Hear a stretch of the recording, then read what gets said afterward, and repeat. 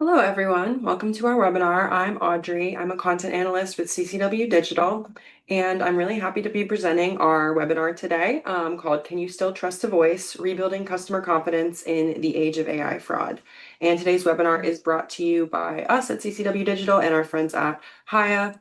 I'll be joined in just a few moments by our speakers today, which include Alex Algard, the CEO of Hiya, Vince O, the Senior Director of Product Management at FICO, and Jay Shergill, Senior Manager of Customer Capabilities at TD Bank. So before we jump into our conversation, I just wanted to share some data from CCW Digital in our recent market studies to hopefully set some context for this conversation. So when we talk about trust, we're almost always talking about human-centric communication. Trust is something that, is built over time but can be damaged or break down so quickly when something goes awry in a customer service interaction. So it's really important to think about trust as something that's, somewhat fragile and can easily change. And a lot of these changes, often come from misaligned expectations of customers. So, as we're seeing AI be more and more involved in customer journeys, it's really important to consider how is the trust that has been built being affected by these new types of interactions? And unsurprisingly, phone has been the most trusted channel for customer contact for quite a while now. It's the legacy way of communicating, but as things change and as the customer journey becomes more digital, it will be really interesting to see how that trust shifts. If the trust in the phone channel can be lent to other more digital channels, or something like a chatbot.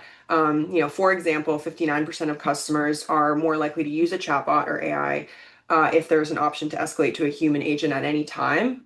So they're using that trust in the human agent to lend it to technology. And then 92% of customers really value transparency in how AI is used in customer service. 67% of those put a lot of emphasis on that transparency. And I think that's important too to consider here when we talk about what the future of the phone channel looks like. And I know we'll talk about that today. So just, remaining committed to transparency is really important for today's customers, especially with all of the change that's going on. And then, yeah, just a few more stats on how voice really is different from these other technologies and how it's not really something that can be replaced, in my opinion. And I think our speakers today will have some similar opinions as well. But, only 15% of customers trust chatbots and web self-service, which is a pretty low figure. And, with a lot of the early sort of AI chatbots and AI self-service, we've seen very low trust because they're not quite where they need to be yet and quite offering the same resolutions that human agents can. 43% of customers trust human-led live chat, significantly higher, as you can see, and then 66% of customers trust the phone channel. So, all of this is to say the phone channel remains the kind of go-to way for most customers to communicate with customer service employees, but obviously all of that is subject to change with the reliability of new technology as well as the intelligent implementation of those. So without further ado, I'm excited to kick us off here today. I was hoping you could start us off by sharing a little bit about your role, your background, and why voice matters to your organization. So, Alex, if you could start us off, that would be great. Yeah, sure. Nice to be here. I'm Alex Algard. I'm the founder and CEO of Hiya. We are a tech startup based in Seattle and also London, UK. And our mission is to modernize the voice call with trust and identity, and to make the voice call a lot more productive than it is as a key means of communication. And for those reasons, because that is our company mission, that's also why it's really important to me in my role as CEO. I guess one thing to add also is that there are, after all, over 7 billion smartphone users in the world. Every single one of them utilizes voice calls to some extent. Yet at the same time, there's a lot of flaws in the voice calling experience, and we see a lot of opportunity to make it better.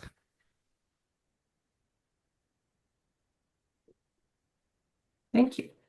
Jay? Perfect. Thank you.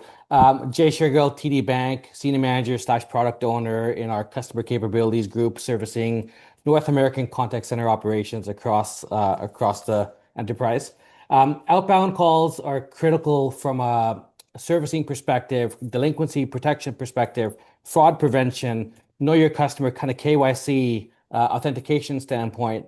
From a FI perspective, we'll see banks doing upwards of, 50 million to 70 million to 100 million dials every single year. So it is a trusted capability for not only the bank but also for our customers as well to handle any inquiries regarding their financial matters.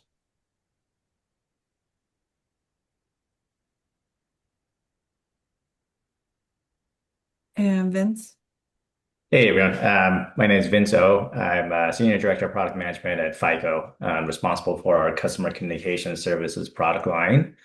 And CCS is part of the broader FICO platform, which is a decisioning and analytics platform that's offered globally across some of the largest banks in the world. And then CCS as part of that is essentially, when our clients make decisions using our platform or other platforms that require customer interaction, it allows them to operationalize those interactions and automate them at scale. And obviously, it's part of offering an omnichannel engagement platform. Voice channel is a critical part of that channel mix, especially for use cases that require real-time interaction or complex interactions as well. And so this is the case for both the outbound interactions with customers as well as inbound workflows between the customer and the client's contact centers. Thank you. Yeah, great to have you all here today. I know we'll have a lot to talk about. So going back to one thing I shared earlier about trust in voice and how it remains the most trusted channel despite all of these advancements in technology. We know trust is fragile at any stage of customer service.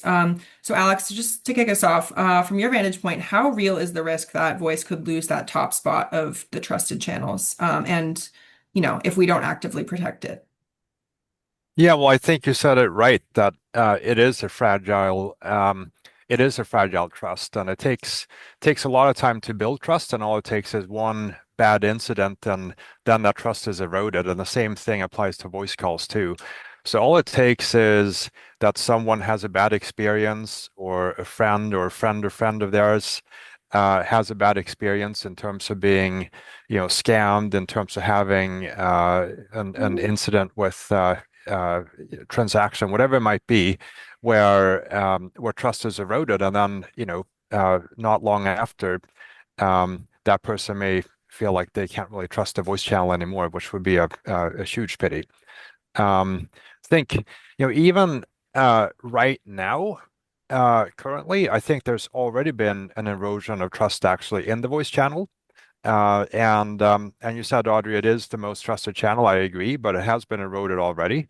For instance, what we see in our surveys when we speak with real people is that many of them feel like if it's an unknown call, i.e., a call coming from just a phone number, not a real identity, most of the time they don't answer the call because they feel that unknown means unsafe. Yeah, well said. Curious, Jay or Vince, if you've experienced things like that with your customers. We have 100%, and we're hearing it loud and clear. And another view lens on this whole topic is the fact that the actual devices, they're making it a lot more easier for customers to be reporting, hey, I'm receiving spam calls, even tagging up, sentiments around the nature of the call. We've all heard like, it's a spam, it's scam, it's fraud. So it's becoming a lot more prevalent in the customer's lens, and the technologies on the devices and maybe even the carriers, they're making it a lot easier for them to report up. So it's very critical that we kind of stay ahead of the sentiments around our numbers, the sentiments around the frequency that we're calling, and the sentiment about our brand, whether or not the customers are actually seeing, hey, this is a legitimate call from Bank A or Bank B or Bank C. Mm-hmm. Yeah, and Thank you. just to add to that, right? I think what we're kind of hearing from our customers, which are our clients or the banks, right? And they have real concerns about in customers' answer rates, especially for things that are critical, mission critical, real-time communications, and without telling us exactly what's going on, like the raising of the concerns around that is telling, right? And so we need to so the threat is real, right? Because that kind of is telling us that the effectiveness of the channel is starting to decrease because of all of these kind of fraudulent and scam behaviors that are happening on that channel. So it's really critical for us to find new ways and better ways to protect that channel. Yeah, thank you. And working in tech and financial services, I know that, these experiences that you're delivering customers really need to balance, both the real-time urgency as well as the trusted authenticity that you just mentioned. So to me, those are some of the things that make voice calls very uniquely valuable. But I'm curious to hear from you all what else is critical to ensure that voice continues to deliver these meaningful experiences, and what are some of the reasons that voice is more valuable than some of these other channels. Well, from our perspective, we act as a bit of a traffic cop, if you will, for many of our partners, which include network operators or carriers. Um, and our job is to filter out as many as possible of the unwanted calls so that there's more room for the good calls. And ultimately, what we really want is that when the phone rings, is that the user, unlike too often today, when like, oh no, it's another call. I wonder what spam this might be or what unwanted interaction this might be. We'd actually like them to run to the device because this is a really wanted interaction. So from Hiya's perspective, I think certainly helping the network secure themselves, adding analytics into the voice networks so that the carriers can make smarter decisions about what traffic should come through and what traffic shouldn't come through, we think is imperative. That's a great call, Alex. I love the analytics piece because I think ultimately for all of us, having carrier level statistics being fed back to us to tell us, hey, X percentage of your customer have physically blocked your number, so don't even bother calling this customer. Or there's an opportunity now to introduce maybe a new toll-free number into your dialing mix and your contact strategy. Maybe you want to do more digital work. That's all around the criticality of some of the analytics that we're getting back from the carriers and from Hiya. So I think it's also leveraging the data insights to help drive enhancements to your strategy is what we need, because the times have changed now, right? Typically, it used to be an environment where, even from a collection standpoint, dial for dollars, right? You just spin that list, dial, dial, dial, dial. Now we're seeing deteriorating connect rates. We're seeing deteriorating right party contact rates. We're also seeing performance metrics such as percentage of calls that are lasting 1 to 15 seconds, right? By having a secure brand and having confidence on the customer side that this is a legitimate call, you'll near real time see that your percentage of calls that are lasting 1 to 15 seconds are you're getting a lot better with that. The calls are now lasting longer because the customers are seeing your number, they're seeing your brand, they're confident about the legitimacy of the call and their willingness to want to speak with you. So, so I just wanted to kind of go back to the question around the unique value prop of voice, and kind of maybe a little different twist, right? I think for all the reasons why we're concerned about, making sure that the voice channel is effective and is protected. I also think that the voice channel has a lot of potential here, especially kind of in this next age of AI and automation. And the reason why I say this is, the value of the voice as a channel, and I mentioned the complex communication, right? But first, it's really the natural way in which people communicate, right? And when we talk about AI, kind of in this Gen AI world, we talk about having natural language and having things that are very conversational, human-like experiences. And so, we're leveraging that today within CCS, for our text-based channels. But realities are, the use cases that can be are kind of most well fit for the next level of automation are the complex ones. And so having those complex interactions, like, how many times have you, started kind of a text conversation with even like, your friends or your peers, and then you go to, hey, like, can I just call you, right? Because it's very difficult to have those complex conversations via text, right? And so it's really that same behavior where when we look at, okay, well, what else can we start to automate on behalf of our clients? It really becomes, okay, well, voice is the best channel for this. And so really excited about the prospects of leveraging the channel, and it's going to provide more value going forward. And then again, makes it more important for us going forward to also preserve that channel and provide that level of security for the end customer to actually pick up the call. Yeah, thank you. Really good point. Yeah, I think it's really interesting how, as much as the trust in voice is being eroded and that's a real thing that's happening, there isn't really another channel to turn to, right? If this is the most trusted channel and this is the best option we have, I think it does make more sense to focus on, optimizing and, making the most of what we have rather than kind of looking outside of this. Like, as I shared earlier, only 15% of customers actually trust chatbots. So that's kind of like the newest thing we've brought to the table in terms of trying to optimize communication. And obviously, that's just not resonating quite the same. So, yeah, very interesting. And I think kind of going off of that, you know, we're all kind of responsible for managing our own brand's image in wake of spams and scams and whatnot. But at the end of the day, who do you all believe is, or like just to start the conversation, who do we believe is responsible for, preserving the integrity of the phone call, whether it be at the granular level or at the level of organizations? I would love to hear maybe some thoughts from each of you on that. I can go.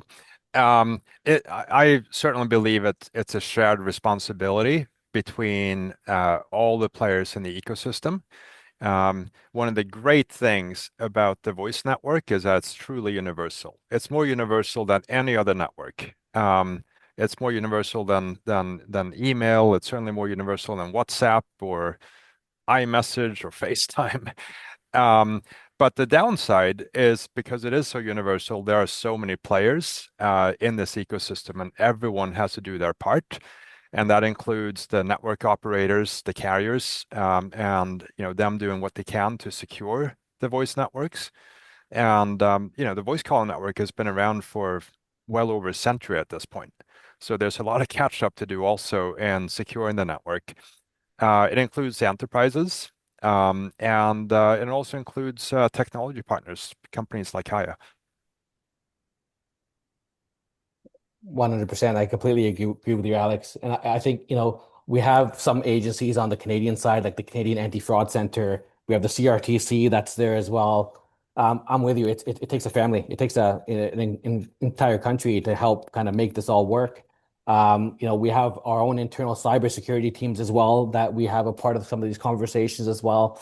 But I think it's a handshake across, multiple, carriers, vendors like Hiya, government agencies to help support this, as well. FICO from a fraud detection standpoint, like it takes a family to make it all happen. Yeah, and to some degree, even the end customer is part of that, right? In Got terms it. of Yeah. all the, right? I mean, if get customers, make it a point to become educated, and also when they see potentially suspicious things, to really kind of bubble that up. And I think that companies like our companies, right, can do a lot with that information to get that real time or actual, true feedback in terms of what's scammy and what's not, right? So I think everybody in that loop, like both of you guys are saying, is we're all responsible.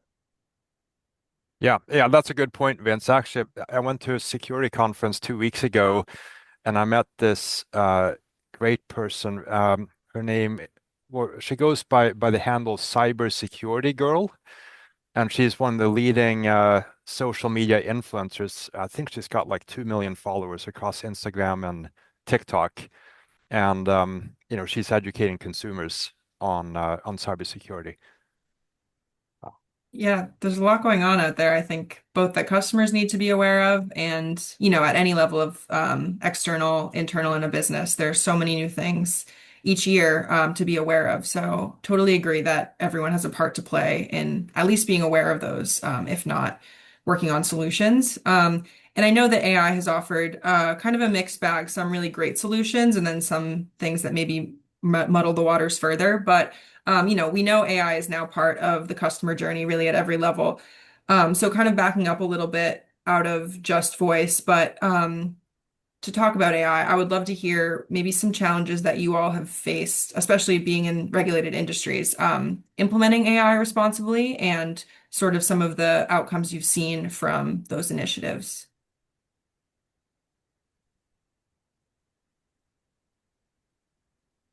I guess I'll go first on this one, right? I think we're all trying to quickly adapt and change. I think things are changing very quickly these days, right? And we're all kind of learning on the go to some degree. And you know, one of the things that we've kind of found recently, right, is especially with moving from more deterministic type of AI models to probabilistic ones, is you know as the versions of AI continue to change, you see versions of ChatGPT that get changed and Claude, et cetera. And so you get new models that come out. Those all kind of behave slightly differently. And so now, like, you're not 100% certain exactly how that's going to behave, right? Because again, these are probabilistic models. And so trying to adapt to those changes very quickly, and making sure you have a framework in place to test and kind of in mass, right, to determine kind of that and establish trust in that new model versus the previous one that you may have been using, right? That's been a bit of a challenge that we're going to need to solve for, right? And then also just establishing again better predictability and trust and minimizing hallucinations, right? Um, we try to, create, leverage AI, but then also create, software around it to ensure like full visibility and transparency. So especially when it comes to, the chatbot or AI agent capabilities that we provide as part of CCS, we provide a lot of tools around it to ensure that again, explainability and predictability in testing prior to deploying the solution, but then also in real time in terms of actual interactions that have happened within customers and having full visibility into that. It's a super exciting space. I mean, to your point, Audrey, like, we're regulated organizations, so obviously we're very centered around risk from a customer's perspective as well. I think there's going to be many use cases. I think they're all being unwrapped still, but even from a data analytics standpoint, customer sentiment perspective, like that's where I see a lot of power in AI as well. There's obviously some news out there about, AI not capturing the human essence of conversations, right? Very not, from an agentic AI perspective, understanding the customer sentiment, understanding that they're hurting or they've struggled. It's very difficult for AI to kind of understand that and act differently, right? As the use cases are continuing to be built, I'm super excited about what AI is going to bring into the space, even from a fraud detection standpoint, IVR standpoint. I think it's huge. And I agree with both Vince and Jay. Maybe to layer in our separate perspective from Hiya, we do see a pretty rapidly growing impact of the fraudsters also using AI. Unfortunately, the fraudsters are very early adopters. Basically, they're a pretty good acid test for like if a technology is truly groundbreaking and can raise productivity, the fraudsters will use it as well. And it spans a gamut from impersonation attacks where there's variants of the CEO calling the finance department for an urgent wire transfer, and all you need really is 2 or 3 seconds of someone's voice, which you can pretty easily capture, especially if it's a higher profile person from, social media or YouTube or whatever. So just with 2 or 3 seconds of a voice clip, you can impersonate that person's voice. I had actually someone do a little demo on my voice. I have a little bit of a funny accent because I grew up as a kid in Sweden, and just with a few seconds, even that accent was intact. Um, so, but it's not just impersonation attacks, which I think we'll see more and more of. Um, it's also a tool for for just the standard kind of spam call or scam call. Oftentimes, these calls are made from overseas, where they're outside of the jurisdiction of whatever country they're calling.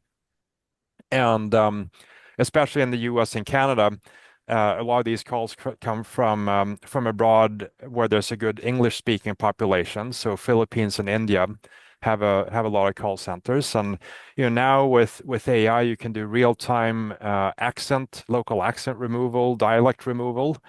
So those calls will also become more, unfortunately, quote unquote, productive going forward as well. So look, I'm only covering the downside. I think there's a lot to feel optimistic about as well. But to your question about some of the downsides, I think that's what we'll be dealing with more and more. Yeah. Yeah, that's Yeah. actually one of the things I was thinking about last night as well, right? Just what are some of the risks associated with AI and kind of piggybacking on what you're saying, right? It's just the ability for fraudsters to scale their operations and have them sound more legitimate. It's really a big challenge, and you talked about with impersonations as well. I think I mean, we're starting to offer some of that as part of our platform as well, and it's really important for those who provide those technologies to really kind of find ways to gate it, to keep it secure, to make sure that it's not abused. Especially like in terms of like ownership of the voice, and if they're critical, if that particular voice is critical to kind of the brand, for example, right? Making sure that it's not abused, and there's requirements involved to make sure that that's protected. Yeah, a lot of interesting points there. I think it is good to bring up, all of those kind of downsides, Alex, because just to illuminate the fact that it's not just AI scammers creating deep fakes, right? These kind of fraudsters are using a multidisciplinary toolkit of different ways that they can use AI to defraud people. And so that's not going to be resolved by just kind of one tool. So just talking about that a little bit more, I think there's a theory that to combat some of these AI at scale nefarious acts, like you need to combat AI with AI. So I don't know. I'd love to hear more if you guys have seen any success to this strategy in your organizations, if your organizations are using AI for this. Yeah, Alex, did you want to kick us off? Yeah, sure. So we've been using, a older form of AI, machine learning now, ever since we were founded back in 2016 to analyze voice call traffic, figure out which ones look like the more suspicious ones versus not. And now that we're, starting to see just a trickle of deep fakes, and I think we'll be seeing more and more of that, we do also use AI to detect in real time um, what are deep fake calls. And that can be very useful to also capture, fraudulent calls as well. Um, and I suppose the third example would be, and we had a really fun project that we did with O2 in the UK, where and they actually did a little bit of a marketing campaign around this. They launched, they called her AI Granny, and basically they set up thousands of phone numbers. They call them honeypots, um, that were designed basically to attract scam calls. And the scammers actually thought they were speaking with a real person. They call her AI Granny, but she sounds like a real granny who was actually just kind of keeping the scammers on the phone and wasting as much time as possible of their time, hence lowering their productivity and hence hopefully reducing the amount of scam calls they could do. So that was a really fun project.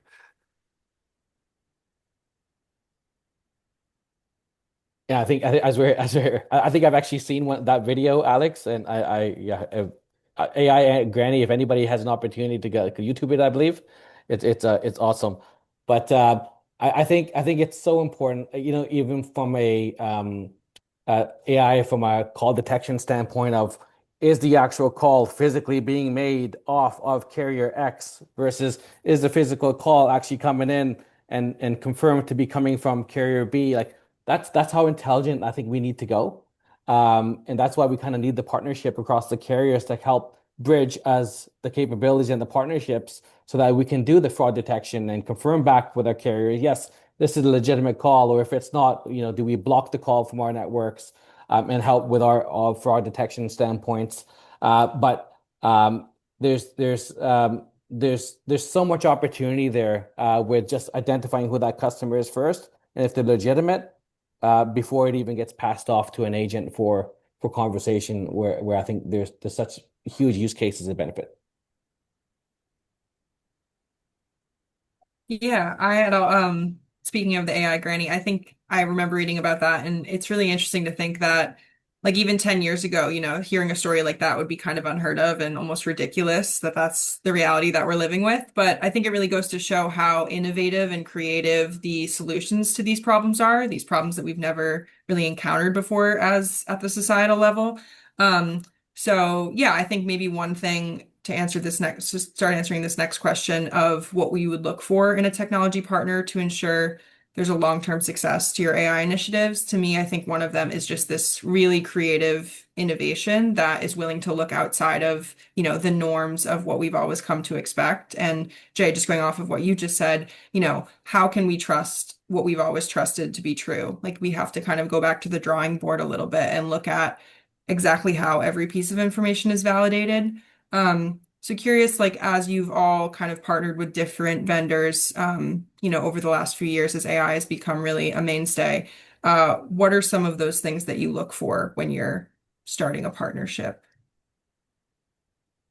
An organization that has partnerships across the world is global is a big win, right? We know, especially understanding in Canada, we have a lot of brick and mortar branches, etc. Whereas in Europe, it's a there's not as much of that. There's a lot more digital adoption in the European space. So some of the learnings, a lot of the learnings are actually coming out from Europe and places like that where they're more there's more digital activity going on, but we want a partner that's willing to educate us, coming in with insights, has strong recognition and branding across the carriers and vendors on the AI side, and come and work with us, right? Um, Understand what our problem statements are. Um, Give us an opportunity to test and learn. That's what we're looking at. And from our perspective, right? I mean, a fit, right? Fit's really important in terms of the solution that's being brought to the table, and as well as uniqueness and differentiation, right? So there are sometimes you talk to a lot of companies, and some of them you're trying to figure out, okay, like how do I use this as part of my solution to make it a better offer for our clients? Versus other ones, there's just like, oh, that just sounds like a no-brainer, right? And so, being able to, those are the ones that I want to go after, and they're also, also the ones specifically that are again unique and differentiated versus other solutions in the market, or help us become more uniquely differentiated. And then, the another part of that is, really providers or vendors or partners who can help, who align well from a go-to-market perspective, right? And so there's not a ton of channel conflict or competitive aspects of the relationship, that we can lockstep, go into a customer and co-sell together, and there's not confusion who is doing what, and again, going back to the value prop and differentiation, we can talk to that and show our customers how putting these two pieces together really provide more value. And so I think to me, like those are the best relationships that we've had so far in terms of partnerships. Totally agreed.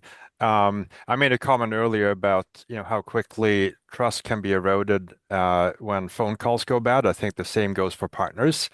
And, we're way too busy to do 1-year partnership deals. When we sign up with a partner, we really expect that it's going to be a partnership that's around for many, many years.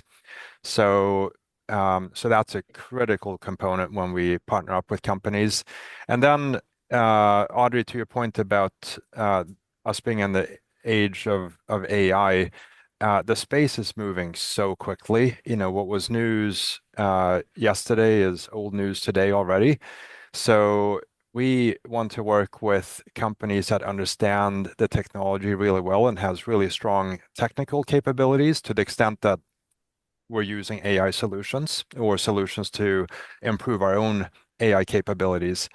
There is so much noise out there in the landscape. There's no company that doesn't have an AI strategy, but there's a lot of companies that don't have still AI capabilities outside of their marketing department.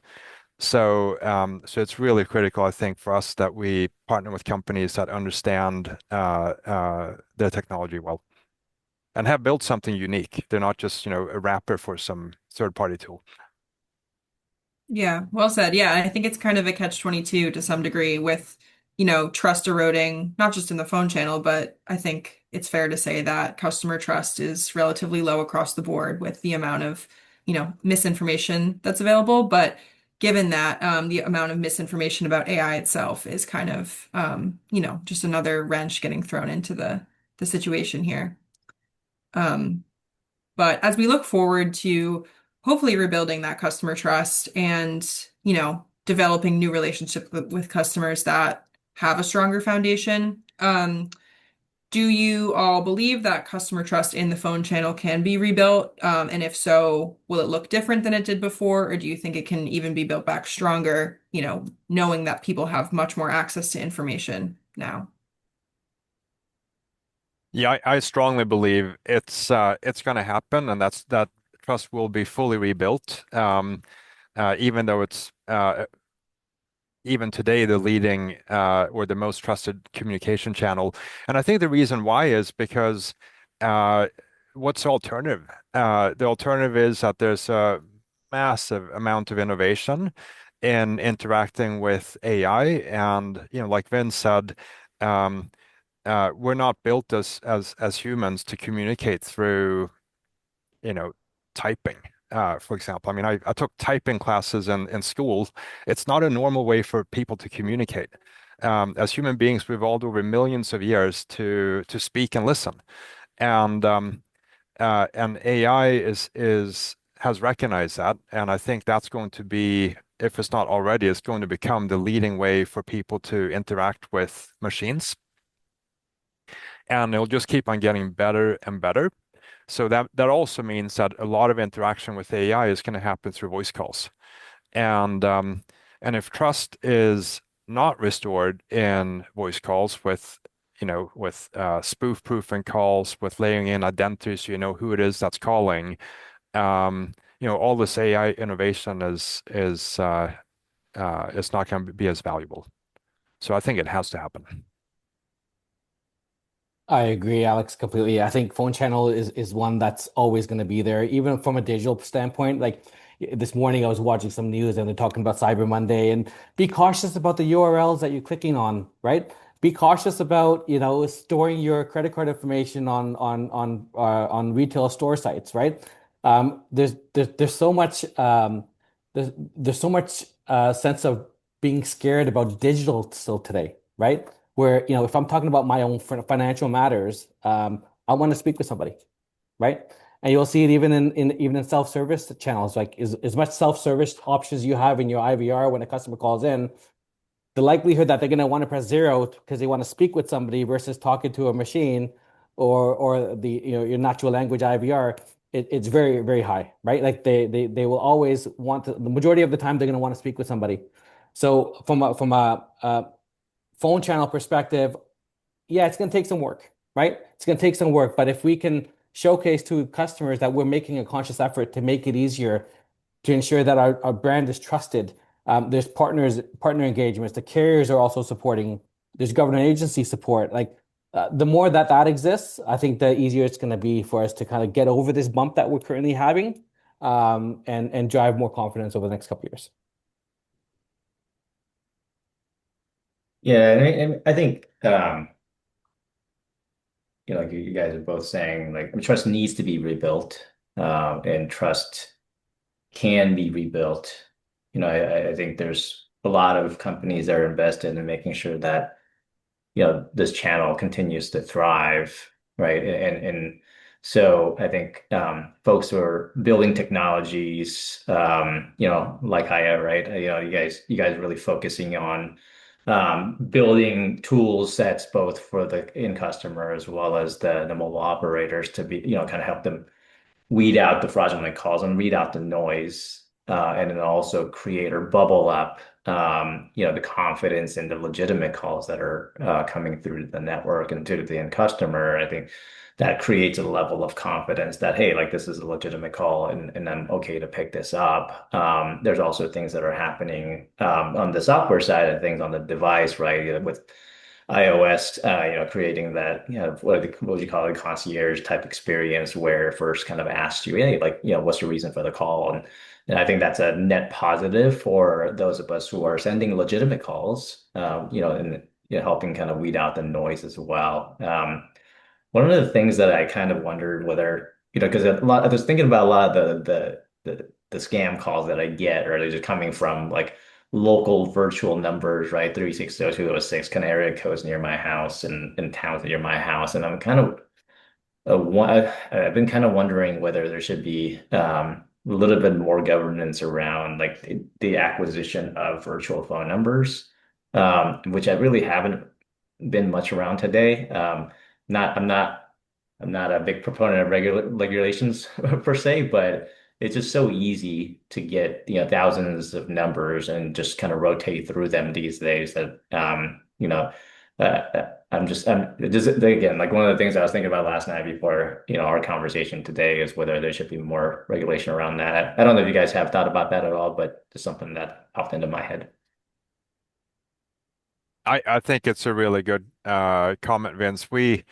We haven't spent too much on the regulatory side. To be honest, I think in many cases the regulators are quite effective, but especially in North America, yeah, I think it's too easy to obtain numbers. In many countries in Europe, like in Germany, for example, it's very difficult to obtain a phone number relative to North America.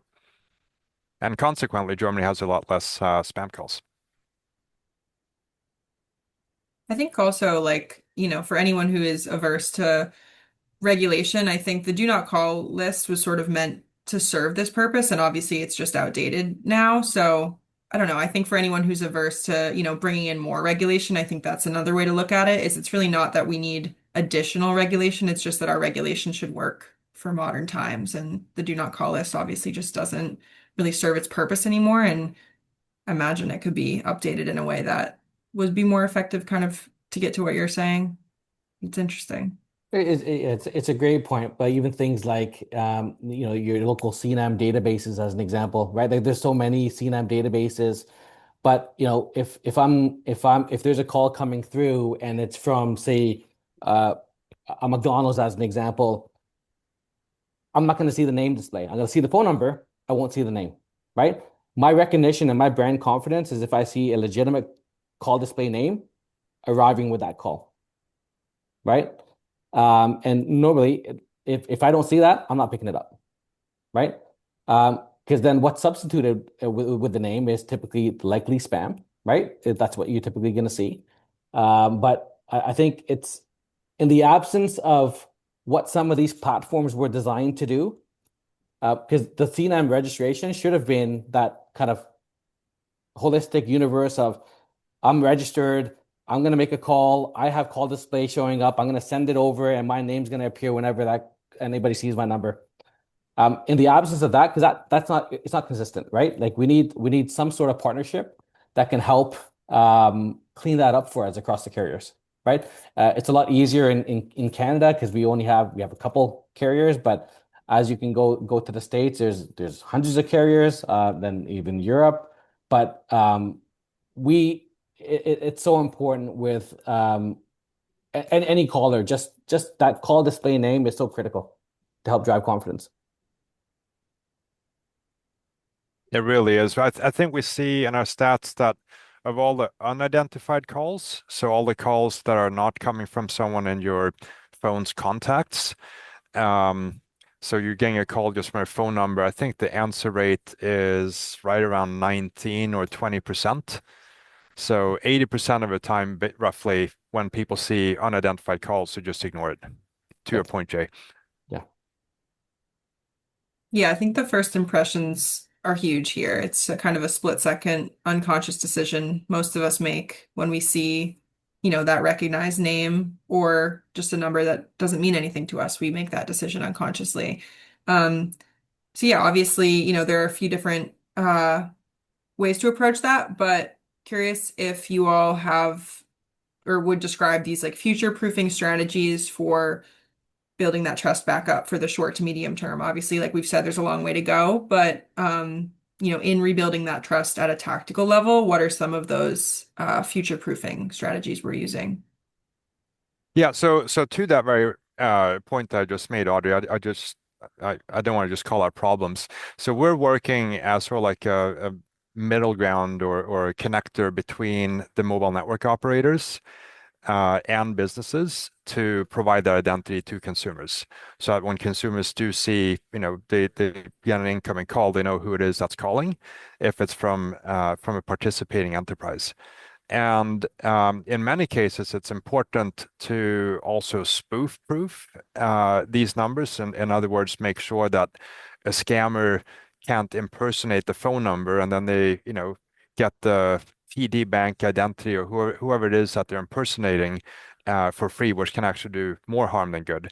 There's a lot of cases where spoof proofing the calls isn't as critical because they're really low value interactions. And, if someone wants to steal the pizza delivery, then, go ahead and steal the pizza. Um, so those are two things that we're focused on at Hiya is being that middle player that connects enterprises with carriers, provides identity, and also spoof proofs or authenticates calls as I agree with you. I think the other piece you can do is create some sort of forum where you're assessing your call masking that's going on in your organization, right? What are the call display names that you're pushing out through your network, right? Do you have, do business groups have multiple toll-free numbers that they're showcasing and pushing out to the customers? And engage partnerships to understand customer sentiment. Like what is the spam rate on your phone number? And Hiya, did that for us as well, right? Like give a number. They can tell you what the spam tag rates are, what the customer sentiment is, and then you can work with Hiya to look at what's the branding options available, right? What numbers are showing up with your name? Which numbers are not showing up with your name? Is there an opportunity to implement a digital badge? Create some confidence and uniqueness around that phone call that's coming into you. But definitely, I think it starts off with understanding what is your customer experience. Put yourself in the shoes of your customer, right? And what are they seeing when that call comes over onto the device? Yeah, and again, just agreeing with both of you on this one, right? I mean, what we have within our control today is to, I talked about, you know, preventing fraudulent calls from happening, but then also bubbling up the good calls, right? To establish a level of trust. And I think that's what you're talking about, Jay. Like it's, Yeah, we, I think all of us kind of that's where we have the most control and to be to do that to the extent possible to make sure that again a legitimate call comes through in the right way. You talked about CNAM as well and how important it is to that. And one of the other things I was thinking about with CNAM is on one hand, making if you have the right brand, again, in your caller ID is important. If you actually have the wrong one, even though it's a legitimate phone number, that's a whole nother yeah, problem, right? And we've seen so that. Yeah, again, 100%. just having that accuracy is critical to establish that level of trust. And then, again, the other side of making sure that, as well, like the spoofing if any time that's if your legitimate number is being used for spoof purposes, being able to understand when that's happening and being able to do something about it, I think is going to be very important as well. Thank you. Yeah, those are all really good examples. And yeah, I think it's probably best we end on a positive, constructive note. So thank you all for sharing your insights and perspectives. This was really interesting and valuable. And yeah, looking forward to seeing what comes of this whole situation and hopefully rebuilding trust. But thank you all for joining me today. And I'll see you next time.